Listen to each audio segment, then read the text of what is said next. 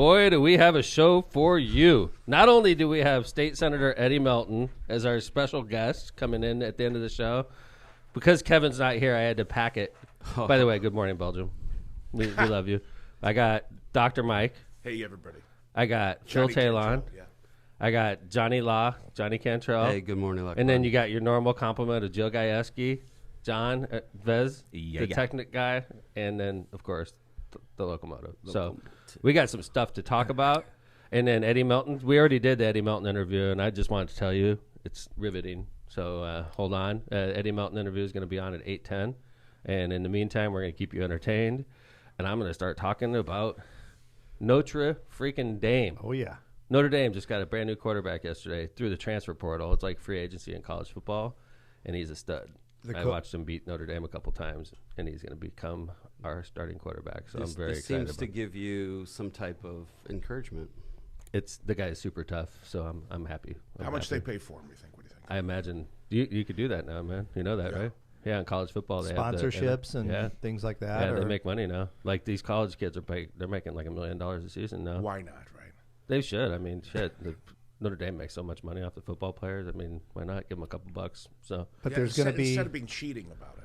You know, here's a car for your mom. Right, exactly. Here's a car for your mom, or your mom gets like a great job at a hedge fund. It's like marijuana. It's been going on for the longest illegitimately. Legitimize it and regulate it. Before I was born. Are you Probably serious? True. Yeah, it's really. In the 80s?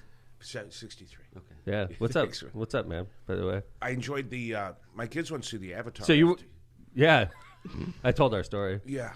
I wasn't upset with the whole thing. I just couldn't read. I don't like reading anyway. But I was trying to say, Dr. Mike, can you see this? Because I can't see anything. And you're like, shut the hell up. I'm watching the show. I'm like, you know, when you said who was coming in today and Dr. Mike walked in at the very last minute, it's kind of like having a party and someone opens up a bottle of champagne. Yeah, right. It's like it's just going to take the party to the next level. You too. No, I appreciate I'm confident having you next to me, too. How do you think Kevin feels that it took 3 people to become the stature that he is, like one man? Really? Is that what it is? I mean, he's probably interpreting it that way. He's a big gear. They needed three guys. That's right. To be one Kevin. Well, everybody's going to insist that Kevin be permanently banned from the show after this is over. Yeah. What did he miss this? I mean, what did he do to miss this? Colonoscopy? This is how I transfer people out of the show. Kevin's going to be like, God, that was a great show. I'm like, I know. Why don't you just take a break for a little bit? I already like LOCPOD more than I ever have before. I agree. Yeah. This is and to be honest, the energy that Kevin brought in the last show, he seemed tired. Low. Low. He is. Yeah. The premiere episode. Yes. Yeah. Like eat a donut or something. Get some sugar in your system There was before a lot the show, of football Kevin. on over the weekend. Kevin and I watched football. His kid was over. Worked on his kid. He's in chat. He's been Kevin's in chat. Yes. Go on vacation, for God's sakes, Kevin. Well, don't you He's think in chat? Yes. Bullshit. Maybe Kevin is the Tuesday show and this is more of the Friday show? I'll talk to Kevin about it. Nice. Yeah. I feel uncomfortable talking about it because he's watching. It's sort of awkward. I'm like, we're firing the guy and we're talking about it on air. Let me just do this in private. You've done this to me a number of times. Kevin's on the show in the background when you're doing yoga and you're just, relaxing. Yeah, right. He has that voice. And then Fridays when, you want to party. And here we are. I mean, does he have a yoga cam in your house? What are you talking about? I don't know. I'm not sure. Speaking of Kevin not being around, I think this is the best time to have this conversation with Thomas. Phil and I have a bone to pick with you because something happened on LOCPOD. You realize we're live in front of a studio audience. Yes, absolutely. A lot of them are my voters. It's the perfect time to... Really? Okay, so let's talk about this. And so I kind of want to put you on the spot in front of your voters. Oh, good. Let's go. And this is the perfect timing. So we had this game show. Steve Kellogg lost. Okay, this is going back to last season. Yeah, and then you gave him a pardon. He lost. He had to spend the night on Boy Scout Island. We had rented pets from a petting zoo to put on the island. Remember that? To make it a little bit more Forgot about intense. that. Yeah. We didn't get our deposit back. Uh-huh. Yeah, so from the Brookfield Zoo. I forgot about that. Promissory estoppel, detrimental reliance. Yes. I'm pretty heavy on promissory estoppel right now. This is the perfect time to make this argument, legally speaking. So we want to at least have an audience with you to appeal your decision to pardon Steve Kellogg. Okay. Because we feel like we didn't get any due process. So when is Steve Kellogg supposed to stay the night on Boy Scout Island? Well, we were going to set it up right away. It was November, and Right. he was So willing. November? him. That's dangerous, man. It's colder now. He's a police officer. Like we're losing police officers. We're going to give him 3 survival items to spend the night there. And, he doesn't have to be naked. No, he can be in a bikini briefs. You have to be like clothing. Like, because we're going to watch it on live stream. We're going to have a LOCPOD, and we're going to watch him. I didn't know it was LOCPOD. It's going to be. Yeah, we're going to live stream the whole night. Really? Oh shit! I messed up then. Yeah, it's a LOCPOD result. We're going to go and have like coolers, and people can be invited. We're going to have like a lean-to set up. I always got the feeling that Steve wanted to do it in a weird way. That's probably true. I would say that's true. I would embrace it. I was his call guy. Yeah. I got 100% on the question that he asked me. Mike did get 100%. I don't know how he didn't win. You got 100% on the answers that we found out weren't real. Steve 100% of the wrong answers. Right? You were 100% correct on the answers that were wrong. Steve, and the reason why I feel real strongly that's how well he knows me. Mine was the high school. Oh, yeah. And I got that 100% right. It's a hard question. All you guys said yes. My wife should have done better. I mean, that's just the way I feel. That was a good question to see if somebody really knew you, because it's weird. It's not 100%. Like... Well, a lot of people would say like Hammond Central or something, right? Sure, yeah. Right. Yeah. Even though that just opened a year ago. What's Definitely. that? Hammond Central? Yeah, that'd be weird, right? Steve very young. Steve talked his way into the game. You can't let him welch. He talked his way in there. There was all right. Well, you guys talk to him about it. Okay. I think I screwed up your bet. My bad. No, it's okay. Well, because your followers on LOCPOD, they're going to start not believing in these contests and things that are happening if the results. I know. Don't... There's so many people out there that believe everything that we talk Absolutely. about. I know. Including me. Dr. Mike's like. Are you wearing the right glasses right now? Yeah, they're nice, huh? Yeah, they are nice. Those are sharp. Let's get a shot of those. Yeah. Generally green. Nice. Green and blue. Jacques Maremont, right? Blue. He's my first retired friend. Not retired. I have other things I do. You're retired. Dude, he has a walker now. He's just pausing. He just said he was working on Kevin's kid. So yeah, Kevin's kid came over. Nice. He's not a doctor anymore. So it's illegal, right? Thank you, Joe. Yes, it is illegal. No, it's not. So it is illegal. No. Yes, it is illegal. Allegedly. For these attorneys here, is that a HIPAA violation that he just told us? No that shit, right? Like, yes. He's like, here's the issues that Kevin's child has, and the prescriptions that I'm giving him right now. They're not exactly like. He's not a doctor. He can do whatever he wants. He's like, who cares? Right, dude. Don't call him Dr. Mike anymore. No more. No more. Your employees don't. They give me the burnout. All right. Hey, we went to California right after my loss, and a lot of the people in this room were present. And, I took everybody out to an Elton John concert, like nice guy I am, right? That was a blast. It was. Thanks for that.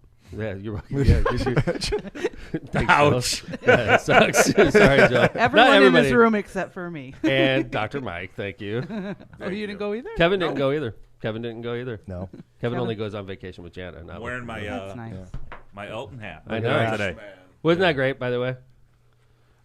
Amazing show. One of the best shows I've ever been to. Elton John is about 97. No offense to him. But how did he perform like 3.5 hours like that? He has to be half robot. Yeah, man. Yeah. That was awesome. Yeah. Well, I saw him before at the United Center, and that show in San Diego blew that one away. He's getting stronger. It was outdoor. It was like, 55 degrees probably? Yeah. Incredible. It was like cold for California. It was cold, but it was still really nice. Mike, have you seen him? No. Oh, I did see Elton John in Chicago. I've seen him a couple times. Yeah. But I saw a cat named Morricone who did the good, the bad, and the ugly music. You know. Oh, yeah. You went to that concert? Yeah. Oh, in Rome. What do they play after they play that song? 2 hours. He just whistled 2 hours. Yeah. He played 4 hours. You're like, God, I hope he doesn't play that song first. That's the only song I know. It's like, oh, I love this one. He was turning 90. He kept on coming out with different chicks every hour, a different muse. And really? He would play 45 minutes. He had a 125-piece orchestra. And he would play 45, relax, come back out. He'd wander his way out, new chick, hot. Nice. Boom. Yeah, it was great. 4 hours of that, Morricone. Wasn't that sure I could have made that. Cinema Paradiso. I'm going to check this out. Yes. Yeah. I'm going to get those beautiful. Girls love the music. Hey, when was the last time you were in Cali, Michael? Maybe when we were in Tahoe. Dude, I tell you, because I go to San Diego when I go there, and Phil, you were with me the last time we went to San Diego. We were at a convention, right? I was at San Diego. Oh, that was, a few years ago, right? Yeah, it was probably like 4. Yeah, and then we went back. This is my first time back since we went there. Mm-hmm. Oh, my God. I'm gonna sound like a Republican right now. The homeless situation's completely out of control in San Diego and in Southern California. Can I? The weather's great, man. Can I take a time out here? Yeah. You can't say homeless anymore. It's what? Unhoused. What kind of bullshit, woke bullshit is this? Is that the same thing? I got to say unhoused because I would rather say homeless. I mean, I think we can all agree that there are a lot of homeless people. Well, several homeless people that choose to be homeless. They don't want to be housed. So to say they're homeless means they lost their house. So they made it. Do we have to go ask them, like, hey, do you truly have a house and you're just doing this because you're choosing it? And then we can decide what we call them? I'm not sure what to call you, sir. Do you have a house? Are you just faking this? No, it's just put everybody in the unhoused category. Well, those people in San Diego, I don't think they had houses. They were building houses on the sidewalk. Dude, it was unbelievable. They do. You ride down the bike path. We're in like in the Ondas. Marissa and I were staying there. It wasn't the nicest part of town, but we're only a few blocks away. It's a cool part. It's the Gaslamp district. It's a Gaslamp district. Yeah. Gaslamp. Dude, a guy built a freaking hotel, a homeless hotel right across the street from us on the sidewalk. And they were just like, another guy camping out on the sidewalk. Like right across the street. And by the way, across the street from that, there was like a whole neighborhood on the sidewalk, right? Mm-hmm. Marissa didn't even want to walk towards that area because they were like, dude, they would pee like right outside of their hotel room, right outside of their tent. Well, they're bathing right on the sidewalk. So What's that? They were washing themselves on the sidewalk. Yeah. What's that, Joe? So they do have homes. You're saying Outdoor. they built a home on the but like on the it was sidewalk. so gross because you would see it was first off we were there and it's been dry for like 3 weeks when we get there, right? And you go in front of these little tents and there's like urine streams coming out of them, and it's in the Gaslamp district right downtown. It's sterile, dude. I tell you what, man. If I was the mayor of San Diego, I'd be sweeping that shit up. That man. Wouldn't be there. I mean, there wouldn't be people have like that. No. How are you going to do business if you're going to allow that to happen? California is in big trouble, man. This is the part that I felt bad for all the business owners because we had sometimes 12 people walking with us, and you still feel unsafe because it's dark out. It's like 11 o'clock. People are drunk. People are tipsy, and it's just the whole vibe. You got 40 tents on a block, and there's people going on everywhere, and there's a guy taking a dump on the sidewalk, and somebody did take a dump outside of our Airbnb, like your buddy. Well, who's gonna go to these bars at night because you don't feel safe on the block? So the whole neighborhood is screwed. It's all bars and restaurants and hotels. Well, you remember, John, we walked to the grocery store, and remember we kept crossing back and forth on the street because you couldn't cross. The sidewalks were completely blocked with tents. Right. There would be like, and when we're saying this, it's not just like one tent. No, it'd be like 40 tents on a block, and they would just completely take over the sidewalk, so you can't even walk on the sidewalk. They're not going to wash away. And to like paint the picture, like we all go to Tom's hotel one day, the rooftop pool with the bar. We're all drinking Mai Tais. I'm sharing a day bed with Phil. You look over the edge, and it's like Tent City. Yeah, it was the most bizarre I like how you contrast. inserted that, and I was sharing a day bed with Phil. You just sort of inserted that, like that was between you and I, John. Yeah, right. I think there's a picture of that. We woke up with Phil next to him. Do you want to talk about how like the city has been dealing with it? All they've been doing is shifting everybody. John. Oh no, I tell you what. Like as a mayor, when I come back home, I have a staff meeting, and I was like, we will not let people sleep on the sidewalks. We will not let. In Hammond, our strategy is this: like if you could see it, it's not kosher. If they want to, sleep under bridges, if they want to sleep away from the business district, fine. But like, we're not going to even allow it. It's a slippery slope. Once one person does it, 20 people are there. Sure. And you guys had a program that had an acronym, like a 4-letter, and you were putting them in one of the hotels. Weren't you guys putting some of the homeless or some of the less homed? Not the you city. did years ago. unhoused. Less homed. The less homed. Well, no, there is a homeless shelter in downtown that's run by one of the churches, but there's a lot of people that choose not to go there as well. So it's like what do you do? There was a program. They have rules though. You may guys, I don't know if you remember. There was something. It was you were putting them in the belt during the pandemic, maybe. Maybe I don't know, but it wasn't. Maybe I don't remember, Mike. Before. I don't either. Maybe at the start of your. Maybe it was before you. I mean, but they were just before Tom was a long space. time ago, man. 20 years ago. Yeah. Well, and also, by the way, we bought I don't want to get too deep in the weeds, but we bought the Jefferson Hotel. We bought the LaSalle Hotel. We had a lot of those people shifted to a place that they're comfortable with now, a different facility. So it really helped downtown. It kind of cleaned it up a little bit. I wanted to hear that you guys were making use of Hey, space. I got Wordle and 4 today, I think. Did you really? It was a hard one. No, 5, and it was a hard one today. By the way, FYI for Wordle out there, today's hard. Jill, did you do it? I don't play that. You don't? No, sure. You want to give us some hints? No, I have the first 2 words. I do the same every day. Which is a bad strategy. It works. I got like 40 in a row right now, dude. Can you break that down? Because I think I'm not going to tell you my words. I think no, but just explain what you do and why you always do it, because a lot of people don't do this. Because I want to knock off the vowels in 2 words. Because you can't find one word with 5 vowels in it, but I have the first 2 words I use are all 5 vowels are out.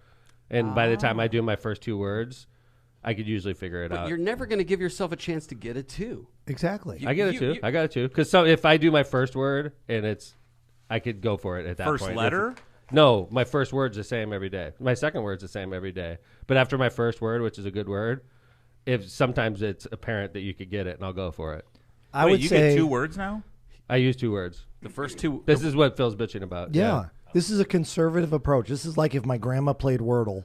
This is how she would do it. Your grandma, She would be like, let me just do the first 2 words the same. No. What do you suggest I do? You do I'm the first glad word. you're worried about my Wordle. I am worried about this adventure. because Kevin at one point was trying to, because we have our little Wordle group that we all share our Wordle. And that sounded weird.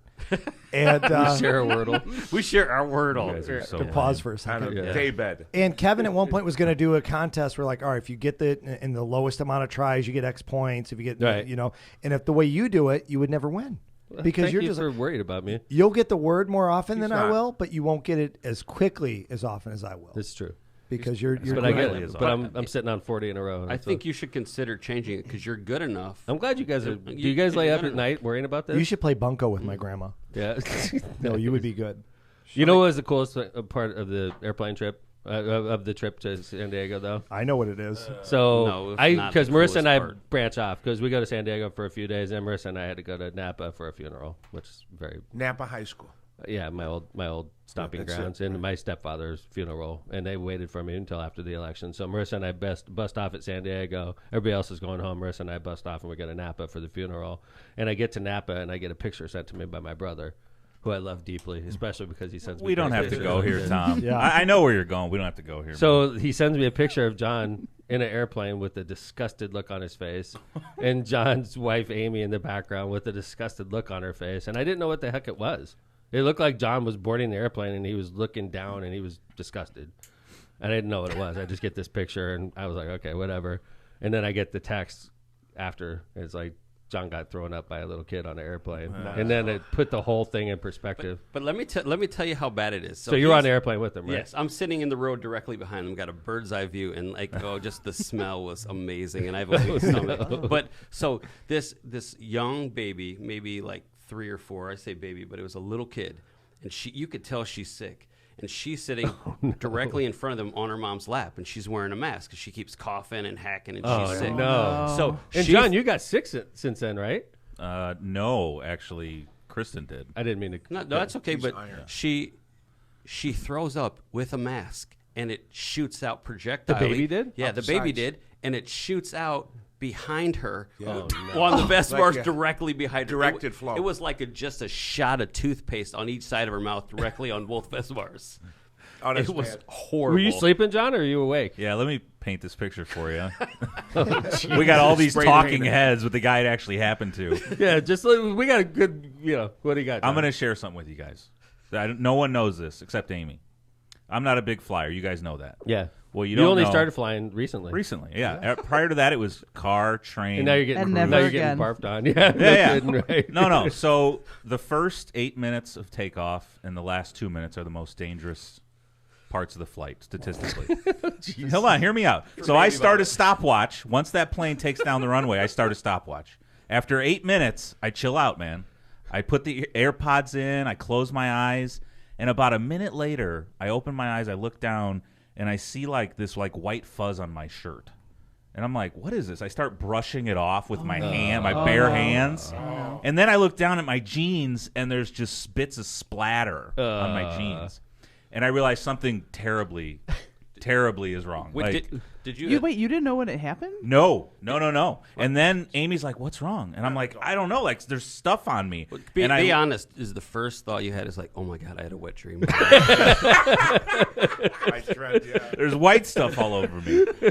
So I look in the row ahead, and this girl has just vomit all over her. Oh, my God. So So are we John's not talking- wrong. She threw up into her mask or her hand, and it splashed back on me. Nose or mask? Okay. What was the consistency? All right. Rice pudding. Yeah. Well, just so you know how this ended, because I don't even think you know this, Tom. So after the girl did this, and then they're cleaning everything up, they moved the girl and her family right in front of me. And then she throws up again. Did she really? No, so she moves in front of me, and the stewardess comes up and says, "Hey, this girl's here. We had to move her out of that seat. Phil, you're gonna, I mean not Phil, but sorry, we're gonna put her right here." So then Kelly and I now have to move to the back of the plane, right in the row, right by the bathroom, because it was the only one that was open at the time. So yeah, we end up getting moved from that as well. All right, let's go ahead and do some ads, and then we're gonna come back. I'm trying to keep this thing moving. Tom, let this story end at its own volition. Sorry. I'm in a hurry, man. We have a lot to get in, and we have Eddie Melton's interview. No, you're right. But I will say I'm done with Southwest. I'm done with anything Coach. Yeah, we're like people across America are tuning out of LOCPOD right now because they're trying to eat their vomit breakfast. story. Yeah. Right. Yeah. So hey, Mike, could you start off with the first ad there? Oh, ad time. Listen, first one coming, number one. Misprint. That's Ricky Baltenberger. Nice kid, Ricky. They specialize in delivering the highest quality signs and printing on time and under budget. I can tell you this is a fact because I went in there and they helped me a lot. Come to the counter, they ask you what you need, help you design it. Costs are right. Misprint's experience and technology allows them to offer custom, commercial, on-demand printing and sign solutions. Ricky, again, and his team have served Chicagoland and Northwest Indiana right here on Calumet Avenue. A couple locations for over 30 years. They have 2 convenient locations, as I mentioned before, Hammond and Munster, and I use them. Fabulous. Yeah, he did the did. calorie cards with that. Ricky said. Yeah, hold that up, Phil. Hold that calorie card up right there. Where's That's a calorie educational card. All right, there. let's go. Next ad. Byway Brewing. Byway Brewing is a family-friendly microbrew with a spacious tap room and outside patio. Our brewing equipment offers a unique backdrop for your private events like weddings, reunions, and corporate parties. We're conveniently located just off 8094 and Kennedy Avenue, the south exit. Come by and enjoy Byway's award-winning beers and unbeatable menu. For the menu, check out bywaybrewing.beer. It's a great place. I do take my family there. We go there with the Taillons. A lot. Yeah, it's Love it.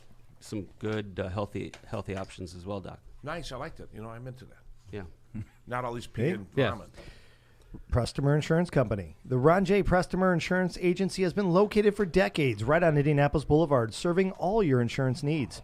They specialize in a wide variety of insurance products and services, including auto, home, business, life, and much more. The Prestmer Agency serves over 1,000 people and businesses in all Chicagoland and the Midwest. Call Ron, Ronnie, or Michael at 219-844-0103. Flawless. Boom. Try Electronics. Bing, bing, boom. They want to be your complete... No. Cantrell. Well, you threw me the other page. Hold it. We didn't do try yet, did we? No. My bad. My bad. Right. Yeah, I handed them out of order. My bad, Joe. Go ahead. Right. This is going to give Kevin's not here. Oh, my God. Yeah. Anyway. Kevin is laughing right now. No, Yeah. I gave you the wrong one. Okay. Cantrell, attorneys at law. Are you injured or in trouble with the law? Give us a call and schedule your consultation today with somebody who's in the court and at the jail every day. Call John Cantrell at 219-5544-LAW or call Kristen, the one that actually runs a law firm, at 219-5544-LAW. Or visit their website at bettercallcantrell.com. John and his wife, Kristen, make a great legal team and are waiting to hear from you. Bam. Yeah. Bam. Yeah. And then could you do tortillas?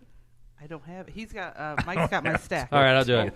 Tortillas Nuevo Leon is the gold standard in Mexican cuisine throughout the Midwest. Look for Tortillas Nuevo Leon's popular red and white label at your local grocery store and enjoy quality Mexican products made with local expertise. Just good. Tortillas Nuevo León, hechas con amor, para ti y tu familia de todo corazón.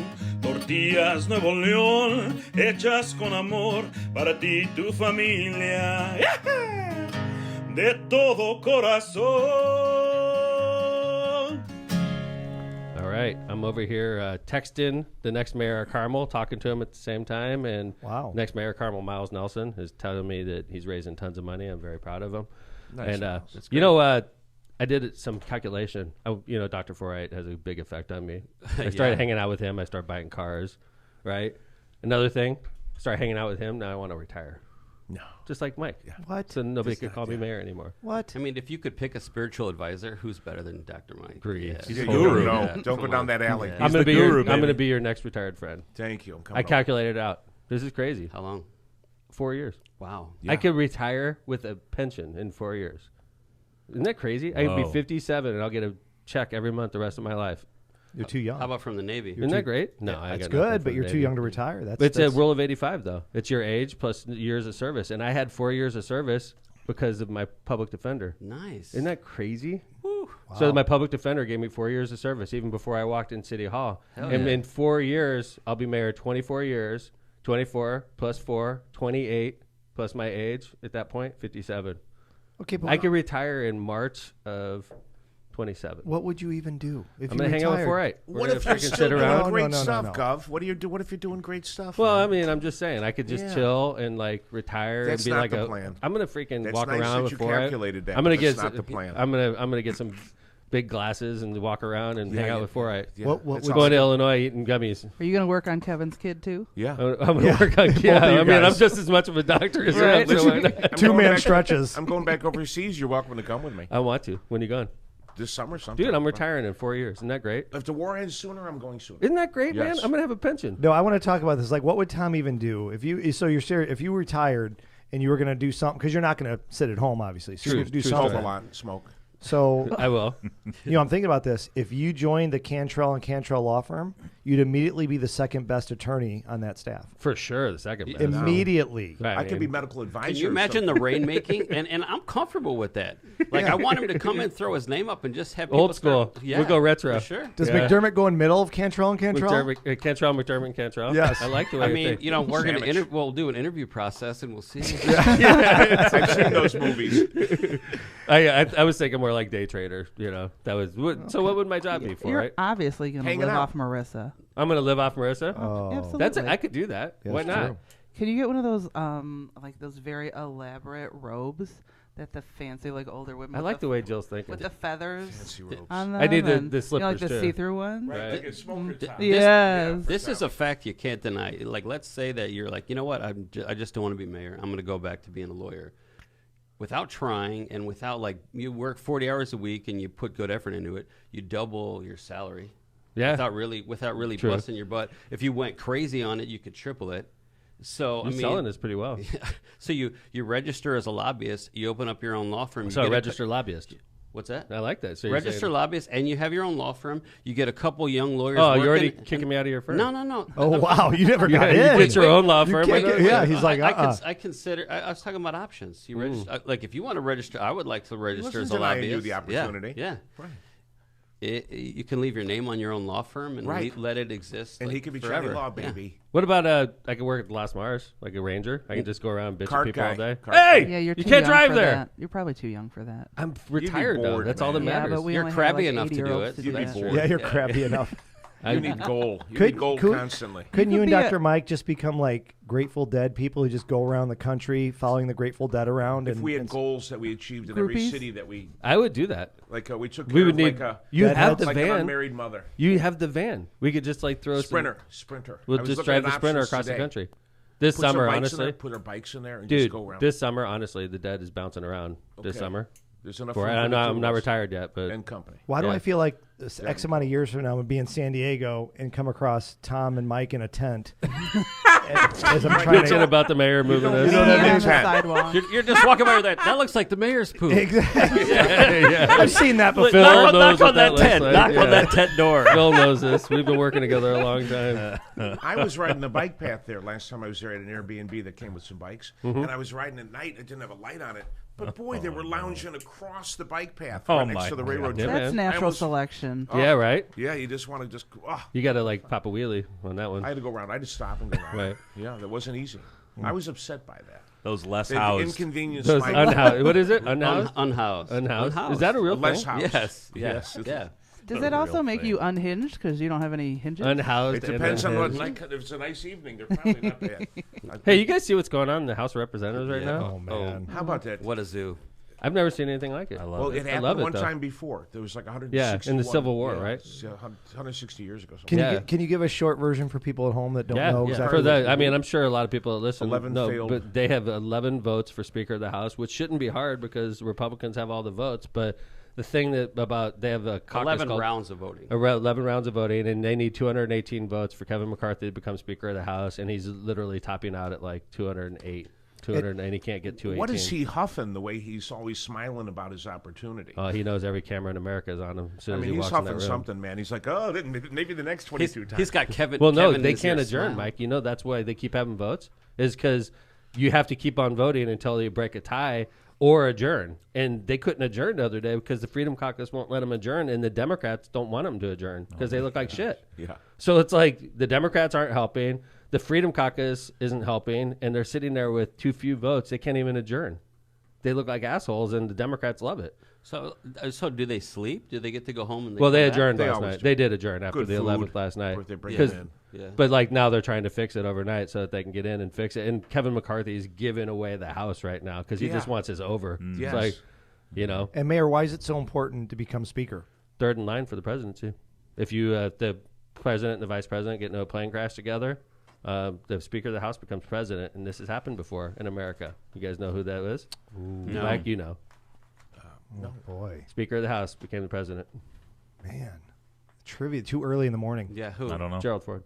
Wow. He was President Ford was Speaker of the House, and then Spiro Agnew was the vice president, and Spiro Agnew ended up getting knocked out because of Watergate. Yeah. And then the president at the time, and they didn't fill because they changed the law so you could fill the vice presidency quicker. Mm-hmm. But when they knocked out Spiro Agnew, there was a vacancy in the vice presidency for years, and then when Nixon stepped down, Gerald Ford assumed. So if you're And then he Speaker of pardoned the him instantly after that. Yeah.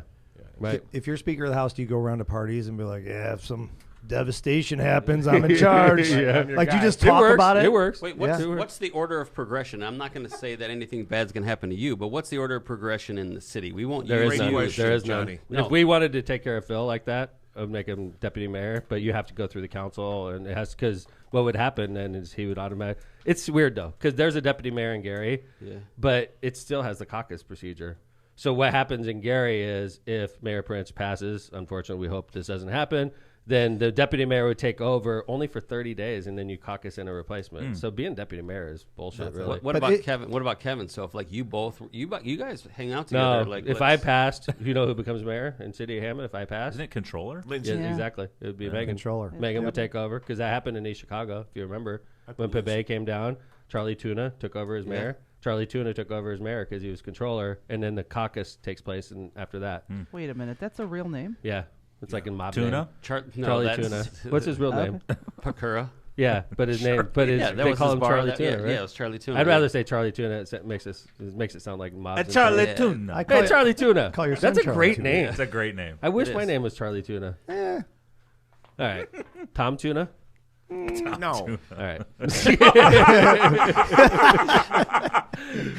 So hey, we were talking about a playlist. If we were going to give a playlist to Kevin McCarthy, what songs would be on the playlist? Oh, man. For sure, Never Gonna Get It by In Vogue. And Vogue for sure. I'm a Loser by the Beatles. Oh, Oh yeah, and by Beck, right? Yeah, Yeah. Beck's Yeah, one is loser. better. I like How about Beck's. this? I'm a Creep, Radiohead. Yeah. For sure. Yep. don't speak. I like that. Yeah. All right. Foreit, what you got? Nothing. Nothing? Who sings that one? I don't know. No, I. How about Foreight's pulling for McCarthy. How about the guy that Yeah, whistles? sure. The guy that whistles. I like watching him he's huffing shit, but you can tell he's nuts. Yeah. He'll be on his knees in no time. Guys, how many Kevin McCarthy's does it take to screw in a light bulb? How many? Well, he has to have a house first. There was this. Do we have a rim shot on that button thing? Rim shot. Hit the rim shot, Joe. Vesmar. Jill. That's a good sound effect, by Yes. the way. Rim shot, right? Like, ba-dum. Jill, Yeah. Jill, you got to tell your joke last night about the... Oh, I'm gonna mess this up, but okay. You got it.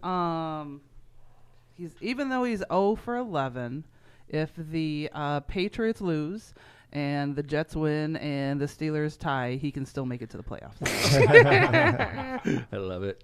So I know it seems like we're real rushed this morning, guys. It's only because Eddie Melton interview is going to be next. So why don't we go ahead and crank out the second set of ads, and we're going to jump right in. Before we leave, though, I just want to say thanks to these guys for coming in and filling in. You know, filling in for Kevin Smith is a 3-person affair. Well, I like to think of it as competing against Kevin. Yeah. I mean, Yes. we're It better. takes Try the out three this of us thing. to It's win. an We're interview. better. We're better It without took a him. squad. We're better without We're him. better. That's the title of the show. That's it. In everything in We're life, better without him. It doesn't even have to say him. there's an A team and there's a B team. Uh-huh. And there's a Friday team and there's a Tuesday team. Kevin's on the Tuesday team. I mean, Kevin and that's Lindsay for you to decide. That's Kevin for you and to Lindsay decide. are the Tuesday team. That's for you to This is the decide. Friday team. I Don't do love that it. to Lindsay. That's the way We're I better see it. without him. That's the title. it. All Yep. right. Powering America. Are you looking for a new career in 23? If you're a person who's enjoying working with your hands, Tom, in a challenging and ever-changing environment, an electrical apprenticeship might be for you. Earn a competitive wage while you gain valuable experience. Did we mention employer-paid benefits, including health insurance, pension, and annuity? If so, visit apply697.com. POW, sponsored by Powering America. Tri Electronics wants to be your complete communications provider. Tri Electronics has been a leader in this industry for more than 55 years. We are dedicated to assisting our clients with their system integration needs. Tri Electronics has the expertise and experience to provide superior results for a wide variety of projects. For more information, call Tri Electronics today at 800-722-6793. It's time to experience Michelob Ultra at Calumet Brewing. With only 95 calories, 2.6 carbs, and 4.2 ABV, it's the perfect way to start your new year and get those resolutions in check. Whether you're a pro athlete or a day step counter, the journey is only worth it if you enjoy it. That's why Michelob Ultra brews a beer, a light lager that's worth every single sip. So no matter if you're kicking back after a workout or enjoying a day on the slopes, you're sure to enjoy a great beer. Head over to Cal Brewing or Michelob Ultra website and social media pages for details for this great family of beers. Enjoy the Ultra lifestyle with beers and cheers responsibly. I love how Foreit was sitting there he was sitting there in the background the whole time like this. For any audio issues, if you hear this in the background, he's a very distracting individual. Direct your frustration towards Foreit. Here's a gift for you. One last one. We have Rogers Roofing. Oh, no, Joe was going to do this. Oh, I'm sorry. Yeah. No, do it, You Joe. did it, Go. sure. Go. All right. When you want the best for your home and family, trust the best in the business, Rogers Roofing. Rogers Roofing has transformed homes in Northwest Indiana and Chicagoland for more than 54 years, providing quality roofing, siding, gutters, and windows, all backed by the best warranties in the industry. To learn more and to schedule your free consultation, visit rogersroofing.com or call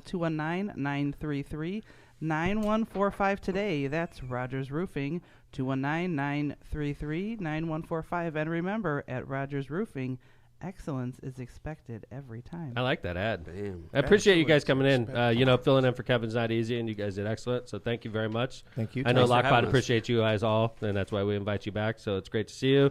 I want everybody to know that this is not a live interview. The Eddie Melton interview took place a few days ago. He's down in Indianapolis getting ready for the General Assembly. I'm waiting for Eddie here. I know.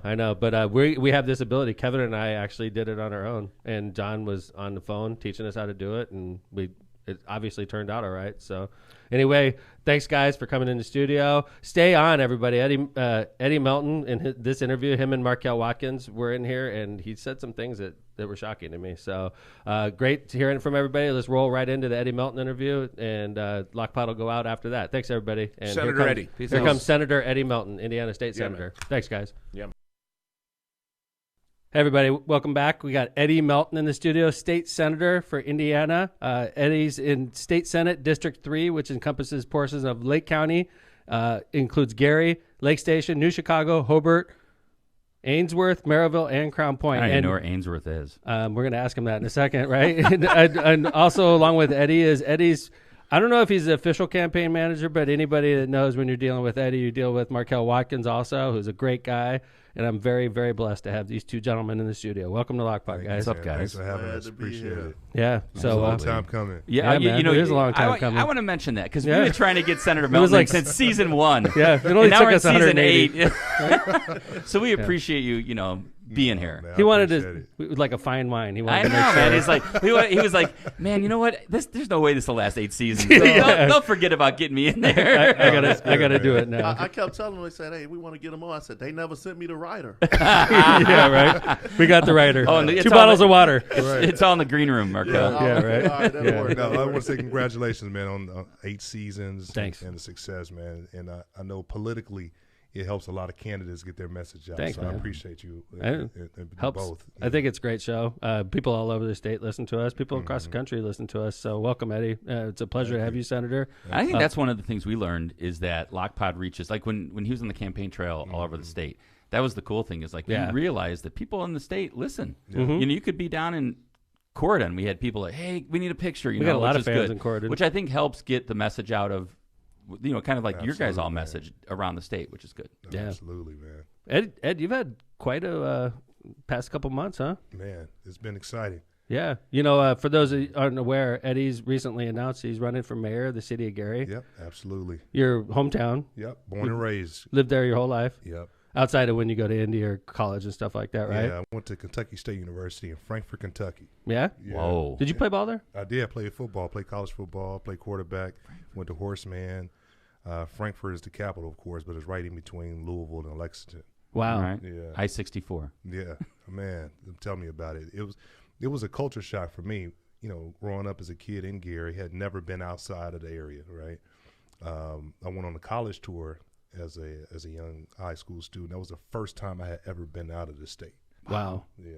First time, junior in high school was the first time I ever traveled So outside. how did you compete well? I know you were a great high school player.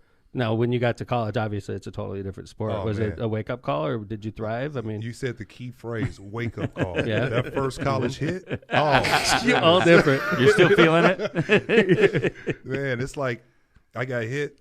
I was rolling out. I'm right-handed, so it's easier for me to roll to the right.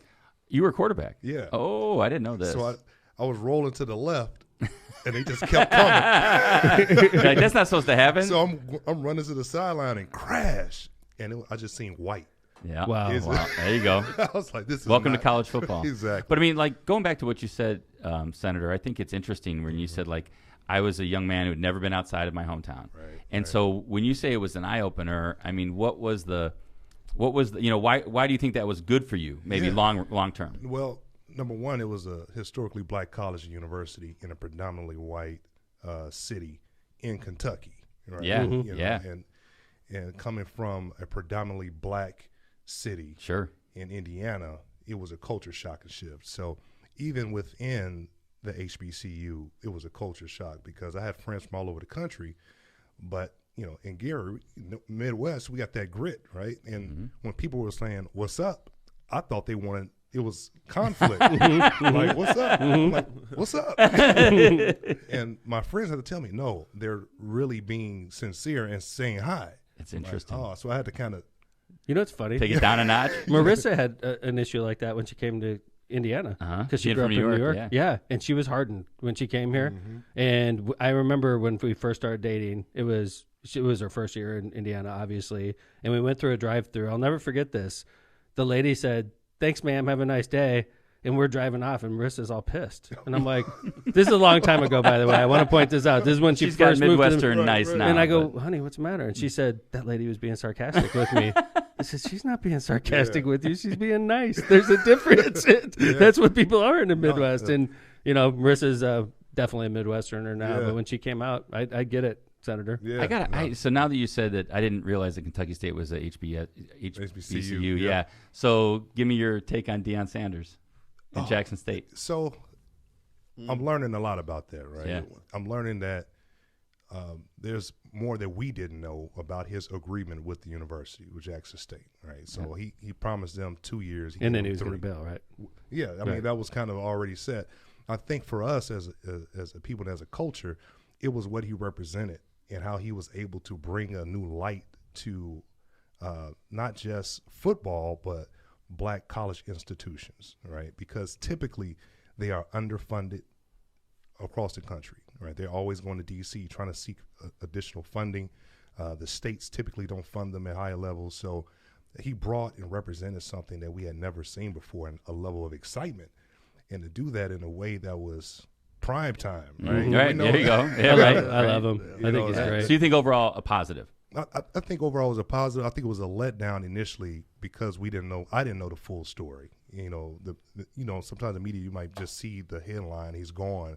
You're like, oh man, he's chasing another opportunity. But no, I'm actually proud of him to be able to go and be a head coach of another institution, a predominantly white institution in Colorado. Come on, man, that's they love him already too. Oh, yeah. I mean, the fan base is behind him 100%. Yeah, no, absolutely. So, and another thing with the Deion thing, Mm-hmm. I think people were just so happy to see what he was doing that they didn't want him to leave. I think they that's wanted right. him to just keep.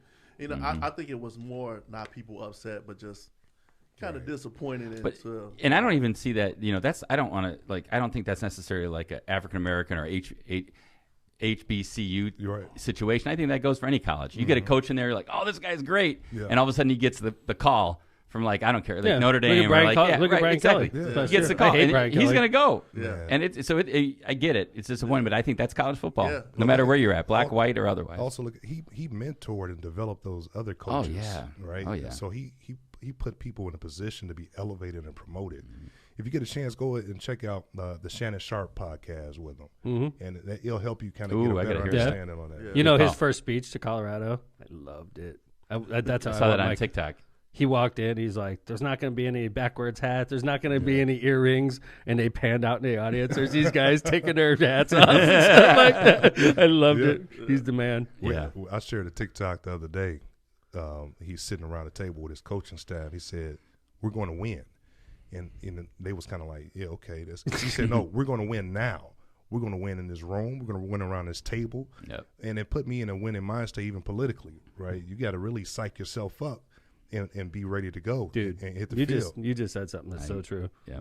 Like I tell people in my Senate race, I dead thought I was going to win. And if you think you're going to lose, you don't deserve to be in that race. Right. I honestly, we all did. We were all the whole team, the top brass of the absolutely. team. Definitely, we were reminded a lot when we went out in the public. Not everybody felt the way we did, but we were all drinking the Kool-Aid. That's the way you got. You have to be, for sure. You have to be. Yourself, if you think you're going to lose, it emanates from you without a doubt. Oh yeah, absolutely, man. So let's talk. First off, I also know this about Senator. He's got a beautiful family. Thank you. Yeah, his wife Crystal and I knew each other when I knew your wife when she was a little girl, and you guys are obviously doing great things in Gary right now. And how many kids do you have? We have 4. We have 4 altogether. Anaya is 21. She's actually at HBCU in Arkansas, Philander Smith College. She'll be graduating in May. Nice, congratulations. Melanie, 16, Eddie Jr., 14, and Christian, who is almost as tall as me. He's 12. Who's the quarterback? Well, neither one of them. They both play defense. Really? Right. I actually was better on defense. Yeah. I played defensive end. So they got that. They got that animal aggressiveness in them, man. That's great. They're ready to hit the field at any moment. When did you two meet? High school or? No. It was a strange. It was strange. I was I always been the community activist guy, so I was going around the city cleaning up parks. So I had like 5 parks I was cleaning up in the summer. So you're just doing this out of the goodness of your heart, right? Yeah. So I was. That's why everybody loves Markel. And I was getting everybody to help. I was like, hey man, I was just telling people just bringing their regular lawnmowers and stuff. We was meeting at different parks throughout the city, cleaning up the parks. And Eddie comes and he said, hey, I got some gloves and some stuff. Garbage bags. Garbage bags. Were you senator then, or no? Yeah. No. I was like, who was that guy? He didn't get out to help clean up. I was like, he didn't get no. I got the supplies. Yeah, here. So these would look great on you.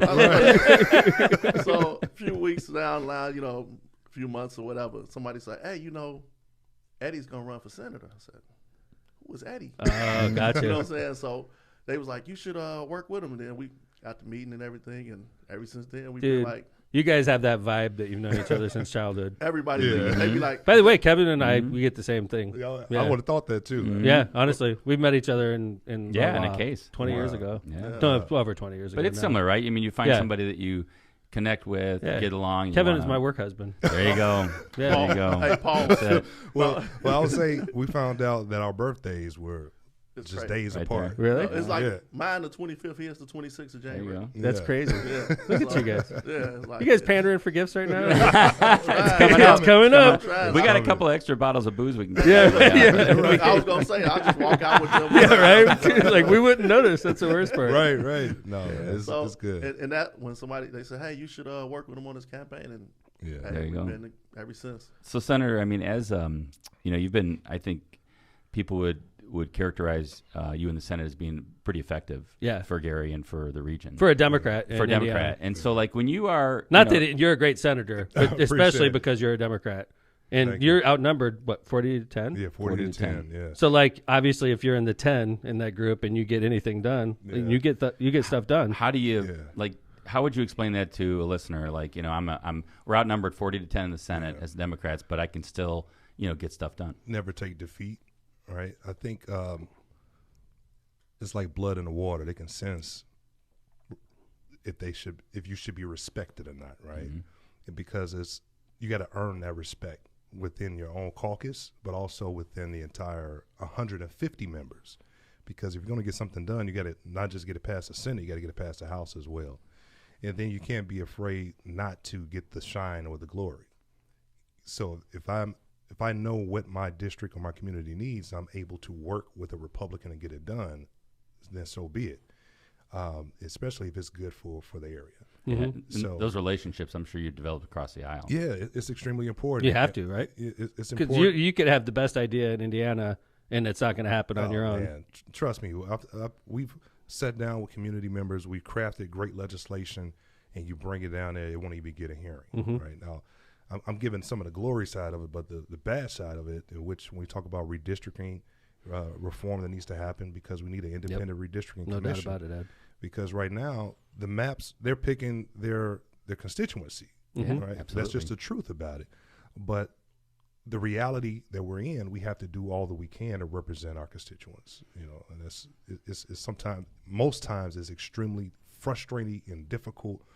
I mean, typically I keep my composure in some situations, but sometimes you have to really force your point across to your colleagues to let them know that some things are not tolerated. See, I was going to ask you that, because I get frustrated with the legislature, because you see the hypocrisy and you see the cronyism. Yeah. And I speak my mind, and I have a feeling if I was in your shoes, I'd probably bite my tongue a lot more, because if you alienate, fellow senators, you're just not going to get anything done, right? Yeah. No, I mean, I've seen people come in and do a lot of talking, and they will never get anything accomplished, right? That's both sides of the aisle. And you have to learn the hard way. You don't get the committee assignments. You don't get any bills heard, and you just don't have the relationship. So, again, 150 people, and I tell folks like this, is being in any type of legislature, be it local or state or federal, there's a level of compromise you have to have, because you can't. 150 people in the state house is not want to agree universally on certain things. That's right. So this is always a bartering, negotiating to get to a certain point of what can be tolerated. Sometimes you just can't accept it, right? Women reproductive rights. It was totally unacceptable what the Republicans did. They weren't listening, though, right? Absolutely. And they didn't have to. Right? They don't have to, right? For decades, we've been talking about teacher pay. When the time is right for them, they will do it. Right. Well, it's like this. It's like this time around, we keep on hearing like, "Oh, public health is now." I mean, like Democrats have been complaining about public health and where we sit on all these different things, be it, birth rate mortality, maternal rate mortality, and all these other things where we rank so low. Right. And it took some report for them to wake. Oh, we better do something, because the numbers all say we're 46th and 47th. Where you've been talking about it. You've been talking about it for years. Yeah. And it seems like, oh, it's time. So now, I guess from my perspective, I'm glad it's getting done, but I don't necessarily think they should get all the glory because of that. Yeah, and that's what we try to do, especially within our caucus and in the leadership, is let folks know we've been beating this drum for a very long time. And you have to take some of that win, because we're at this point. We got the receipts to prove it. We can go back and pull the records, the speeches and the floor amendments that we've offered. Last budget session, that was the most Democrats walked away with. Yeah. Last budget session from help. And now keep in mind, it was the pandemic too, right? And we still have to represent our constituency, but statewide, everyone was struggling, and we had to make sure certain things was funded. Hey, Ed, I wanted to talk to you about when you ran for governor, which I remember very distinctly. It was very bold. So you get elected in 2016, first time, right? Yep. And you've been reelected in 2020. Yep. Awesome. And then you ran for governor. What year? That was the same year. That was the same year. 1920. Right. I mean, obviously, you started and then you ended up disbanding and running for reelection, right? Right. So what's your, I just got off the road statewide. I know you know that. I have a taste in my mouth, and it's not necessarily the best taste. I was wondering how you felt. You did something very similar, and are we relevant in Indiana? Or what's your opinion on the Democratic Party statewide right now? I think statewide, and I think Chairman Shmuel has brought a new breath of fresh air to the party. I think there's a lot that we can learn from emerging young leaders in the party, but also learn from those that have, seen it year after year. The world is changing. And I think as the world changes, our party has to be firm on what we stand for, and at the same time understand what is the best way to get what the people need. I think a lot of folks across Indiana sometimes don't worry about party distinction. They worry about food on the table. They worry about making sure that their basic needs are met. Well, guess what? The Democratic Party is the party that's been fighting for those type of policies and resources to make sure that's needed. So we have to tell our story better. I don't think we in Indiana have told our story the best way over the last 20 or 30 years. Yeah. And when we tell our story, people will understand, like, wow, that's the party that represents my needs and my best interests. I hope so, because I think really what we saw just this last election cycle was, I almost thought it was kind of like go to your corner and like vote. Yep. I'm not voting for Democrat. I'm Republican. Doesn't even matter. Yep. Right. So that's my concern. But I kicked his butt in the debate. Oh, that's what I mean. Oh, yeah. And there I was, 2 weeks later, getting my butt kicked by him in the election. Mm-hmm. It's people weren't even listening. Yeah, that's what I think my concern is. My concern from a statewide standpoint is like you said, Senator, is can we get our message across? But does it resonate to the point where people are willing to say, like, oh, I like him, I'm going to vote for him, right. versus just I'm going to just revert back to this is where my party is now. I'm going to be a Republican. I'm always going to vote Republican, no matter what. I can't vote for a Democrat. That's my concern. Yeah, I think that's going to continue to happen. A party just innately, people just voting for one particular party. But I think we're missing a lot of folks that's not as affiliated with a party that we can tell our message, our story to.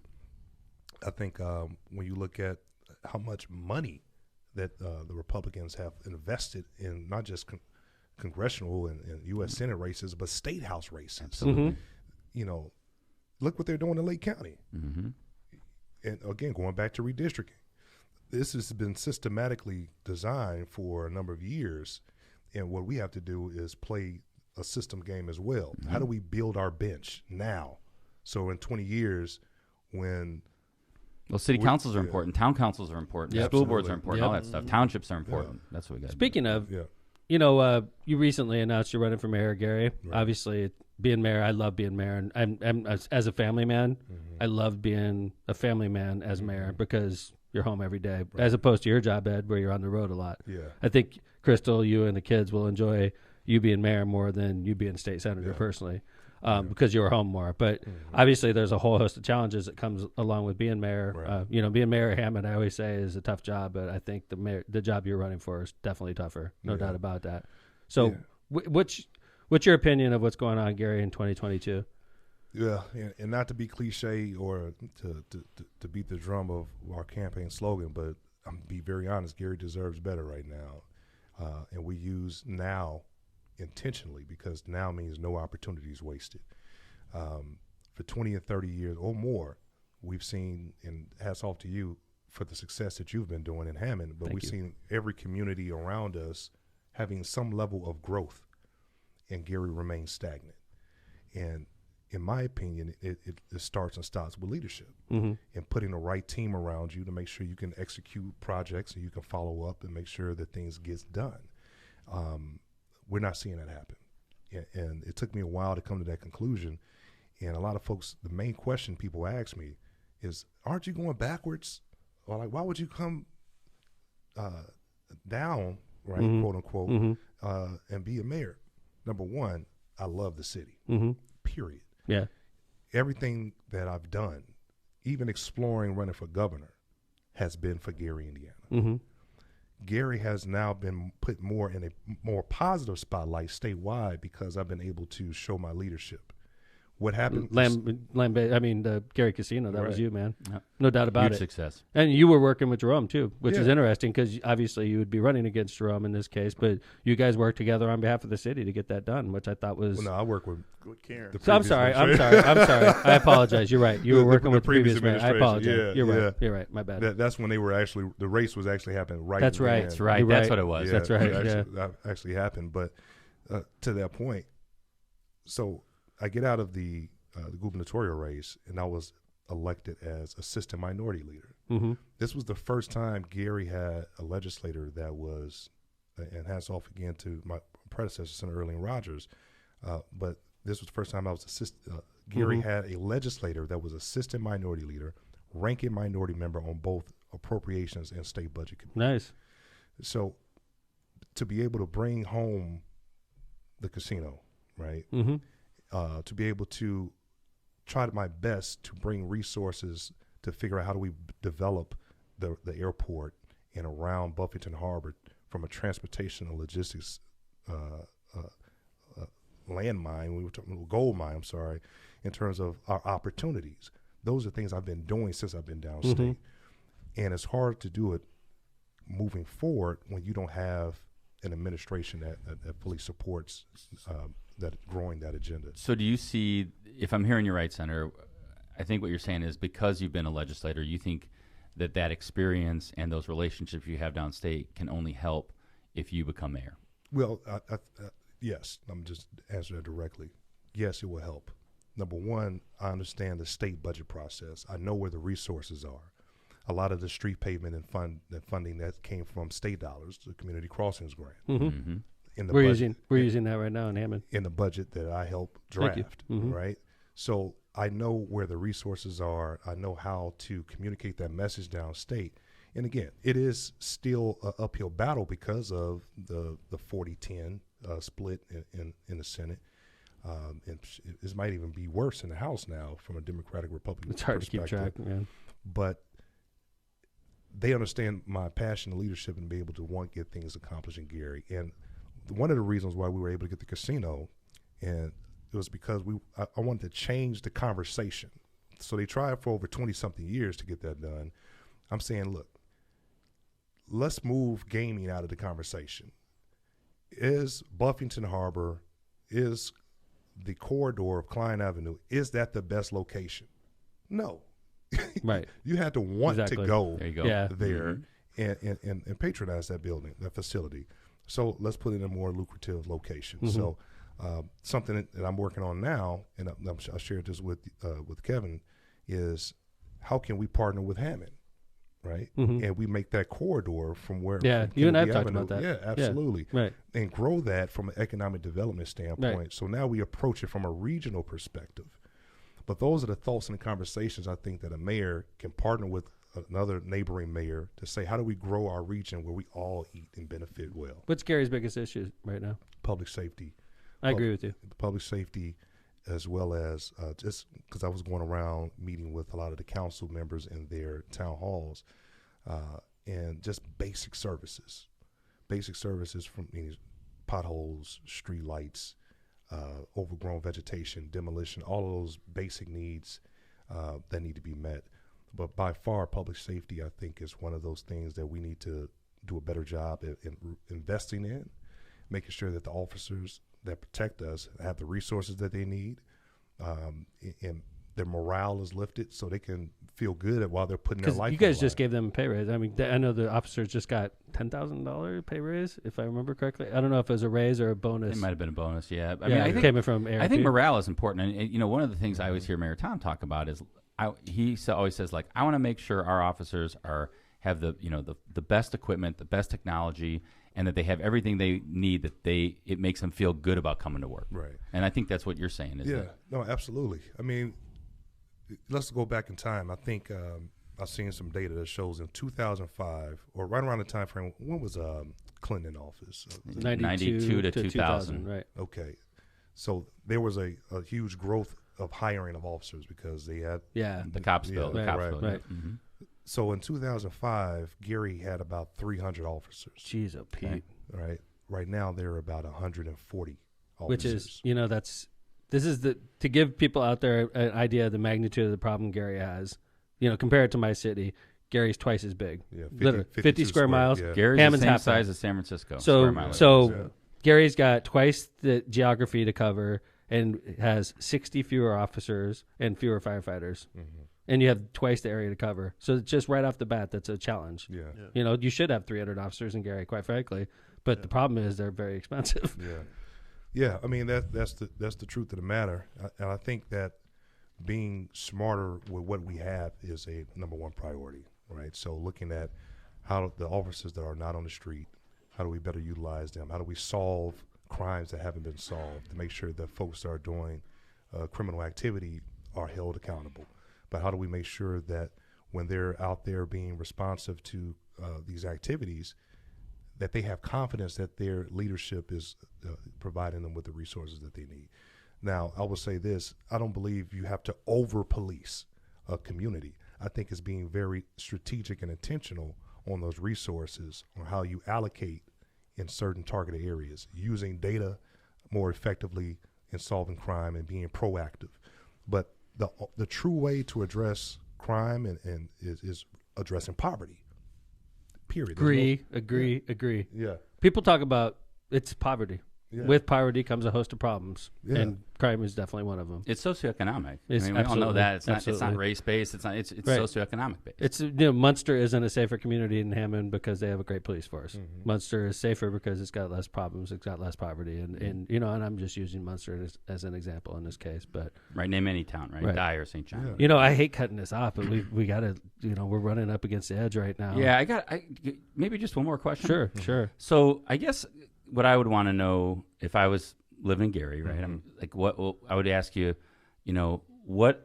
how do you see Gary in 5 years? Or maybe another question is, if I was outside of Gary, what would you tell me if I was like just going to Gary for the first time? Like, I have this perception that it's dangerous and public safety is an issue and it's all run down. There's all these houses that need to be demoed and things like that. What would you tell me, both either as a resident, what you're going to do for me, and maybe as somebody that's coming from the outside is like, why should I invest in Gary, or why should I come to Gary? Right. As a resident, I would say we need to, number one, start with our people first, investing in our people. And you all, Sam, you've seen this, man. There's so many good people in the city of Gary that love. I love that campaigning community. in Gary. Yep. Yeah, Ed, honestly, going to the churches, I thrived on that when I was campaigning. It was like a pick me up. In that mindset, there's a way that we need to start. We were just having a social media conversation with a young lady that was like, what can we do better, right?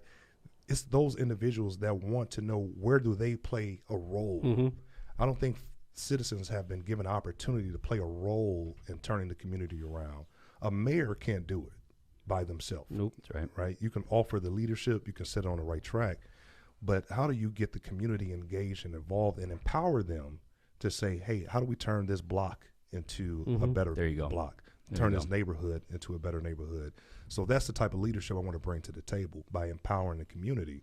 And at the same time, going out, being an ambassador, just like you've been, in advocating on behalf of my community and city. There's no way in the world that there's a lot of bloggers and folks that come in and they run through our building, the abandoned buildings, and they call Gary, quote unquote, the most miserable city in the United States. Well, right? Hammond gets that too, but Yep. don't feel like the Lone Ranger. Right. It's the truth. I hate it. Yeah. These surveys, like top 10 most dangerous cities, it's all bullshit. It is. But we have to have a counter narrative to that. Yeah. And I think it's all about how we sell to the outside the added value and benefits. Number one, this is my personal belief, no other city in the Midwest that I know of has the assets and resources that Gary has. Gary's got great assets, man. No doubt about it. Right. The lakefront is massive. The airport, you got a college. Transportation. It's a great, you got great bones. As Jeff Speck would say, when Jeff Speck went to downtown Hammond, he's like, these are great bones. Yeah. You guys got something you can work with. I think Gary's got great bones. So the physical infrastructure, the natural infrastructure in terms of we had a national park in the Dunes. Yep. We got 10 miles of recreational beachfront property. Yep. We have the international airport. We have I-65, I-90, 8094, all going through the city. You have 3 Class 1 rail lines. So when it comes down to logistics, when it comes down to just the opportunity of moving commerce across this nation, if Indiana is the crossroads of America, Gary should be the beacon of that. And I know you had plans. You want to build a deep water harbor, which is a great idea also at Buffington Harbor. Yeah. Like a port. Listen, cool. There's you'll be hearing soon this month So I was able to get $1.5 million in the state budget to do a phase 2 study for Buffington Harbor. Good for you. So trying to make sure that we really study because it passed. And keep that ball moving forward. Exactly. Yeah, so and figure out what needs to be done. Do me a favor, man. Mm-hmm. Don't wait another 180 episodes to come back. We had a lot of catching up to do, man. Yeah, we could have gone on for another hour. We could have. Yeah. This is going to be a great race, and we're going to be talking about it a lot on LOCPOD. So I hope you keep in mind coming back, and we'll update the audience on what's going on. And if they want to donate to you, Ed, how do they do that? Yeah, go to eddiemelton.com, click the donate button. That helps us get our message out. You can't do it without. Yeah. I mean, I hate to say it, you could have a great candidate. You can't do it without money. It's unfortunate, but it's true. If people want to see Eddie Melton become mayor, they got to donate. That's how it works. I mean, and Markel, I know you got a loyal soldier there. And Markel helped me in a couple races, and I love him. And I know that's why you guys are such a great team. I got to give him. He's a sweetheart. I got to give him a shout out. His commitment to Gary is really what is no driving doubt. it. Yeah, because if I haven't met anyone that loves the city more than I until I met Markel. Markel's a lover in general. That is true. He makes married guys look bad across America. I don't like that about Markel. I tried to tone it back some. I'm like, dude, my wife's right here, Markel. I was getting a lot He's of like, I love my wife. She's so beautiful, gorgeous. I can't wait to get home and kiss her. And Marissa looks at me. I'm like, honey, it's like just Markel. I'm doing a little better now. I'm doing a little better with that. Eddie, what you said though is true. I mean, every city needs Markel Watkins. They need guys like Markel. No doubt about it. Because he brings so much to the community. Hammond's got Markels. Yeah. We need him. And Gary's got hundreds of guys like Markel. Absolutely. If you can find them, you're going to win. Man, we're going to win, and I appreciate just the friendship we have, man. And, I appreciate you guys a lot. Tom is a great mayor. Thank you. And the bad thing about it, he's so good. He's such a good mayor. They don't want him to go nowhere. That might be the worst thing. The residents are nice to me. Except for on election day when I'm running for something else. They're like, wait a minute, Hammond or not Hammond? You're a great mayor. Thanks, man, buddy. I appreciate you. I appreciate you guys. Thanks for coming on LOCPOD. Let's do this again. Hopefully we get you in here and we'll update everybody on your race, okay? Absolutely. Thank you. Thanks, again, that's Markel Watkins, a United Steelworker, a community activist and a philanthropist, and also campaign worker for Eddie Melton, who's running for mayor of the city of Gary, and he's also our state senator getting ready to go back to Indianapolis. That's right. Thanks for coming to LOCPOD, Eddie. Thank you. And Markel. Great to see you guys. All right. Thanks, everybody. Have a nice show. We will see you Tuesday. Take care, everybody.